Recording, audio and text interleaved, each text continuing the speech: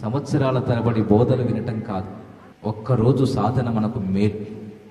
సంవత్సరాల తరబడి మనం ఎన్నో వాక్యాలు వింటున్నాం, దైవ సేవకులు అందించేటువంటి బోధలు చక్కగా వింటున్నాం, కానీ కోపం వస్తే ఆపలేం. మనలో ఎవరైనా మనకు ఏదైనా వ్యతిరేకంగా చేస్తే తట్టుకోలేం. ఏదైనా శోధన వస్తే దాన్ని మనము జయించలేం.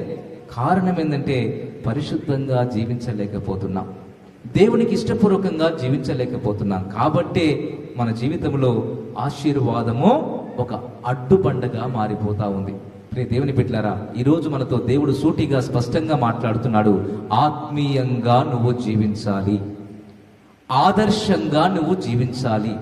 ఎప్పుడైతే నీ జీవితంలో ఈ రెండు విషయాలు నువ్వు కలిగి జీవిస్తావో, ఇది మొదలుకొని నేను నిన్ను ఆశీర్వదిస్తాను. దయచేసి లైక్ చేయండి, సబ్స్క్రైబ్ చేయండి.